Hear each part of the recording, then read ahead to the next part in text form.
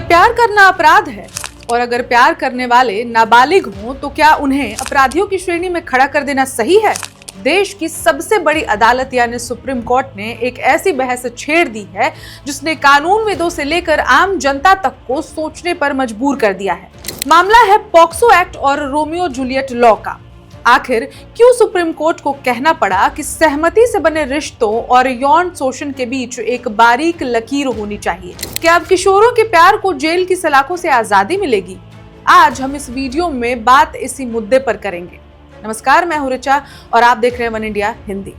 POCSO act यानी protection of children from sexual offence 2012 में बना ये कानून बच्चों को दरिंदों से बचाने के लिए था, लेकिन बीते कुछ सालों में अदालतों के सामने ऐसे हजारों मामले आए जहां लड़का और लड़की एक दूसरे से प्यार करते थे, लेकिन उम्र 18 से कम होने के कारण लड़के पर रेप और पॉक्सो जैसी संगीन धाराएं लग गई। नतीजा, एक किशोर का करियर तबाह और जिंदगी भर के लिए अपराधी का ठप्पा। सुप्रीम कोर्ट ने इसी विसंगति पर चिंता जताई है। जस्टिस संजय करोल और जस्टिस एन कोटेश्वर सिंह की पीठ ने कहा, पॉक्सो कानून आज के बच्चों और कल के नेताओं की रक्षा के लिए न्याय की सबसे गंभीर और पवित्र अभिव्यक्ति है, लेकिन अदालत ने माना कि कई मामलों में ये कानून बदलने की भावना से इस्तेमाल हो रहा है, खासकर ऐसे प्रेम संबंधों में जहां दोनों पक्ष किशोर हैं और उम्र में मामूली अंतर है। ऐसे में परिवारों द्वारा विरोध जताने पर लड़के पर पॉक्सो के तहत मुकदमा दर्ज कराया जाता है, जिससे युवाओं का भविष्य बर्बाद हो जाता है। इस दौरान अदालत ने रोमियो जूलियट कानून का जिक्र किया। अमेरिका सहित कई देशों में ये कानून लागू है। ये कानून उन मामलों में सजा में राहत देता है जहां दो किशोरों के बीच उम्र का फासला बहुत कम हो और रिश्ता आपसी सहमति से बना हो।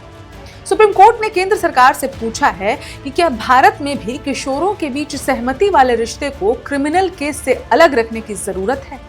हालांकि कोर्ट का मानना है कि हर मामला क्रिमिनल नहीं होता, कुछ मामले किशोरावस्था के आकर्षण से भी होते हैं।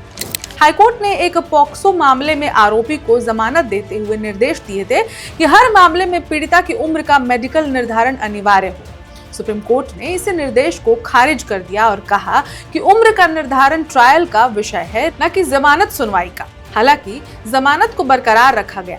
वहीं दूसरी तरफ कानूनी विशेषज्ञों का मानना है कि पॉक्सो एक्ट की सख्ती जरूरी है, लेकिन इसका दुरुपयोग उन लड़कों के खिलाफ हो रहा है जो आपसी सहमति से रिश्ते में थे।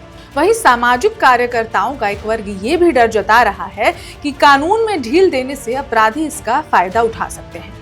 अदालत ने साफ किया है कि वो पॉक्सो को कमजोर नहीं करना चाहती, बल्कि इसे और तार्किक बनाना चाहती है ताकि न्याय का गला न घोटा जाए।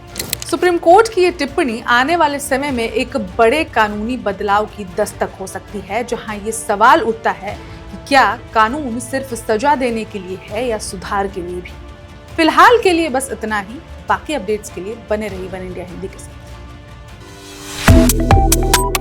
Subscribe to One India and never miss an update. Download the One India app now.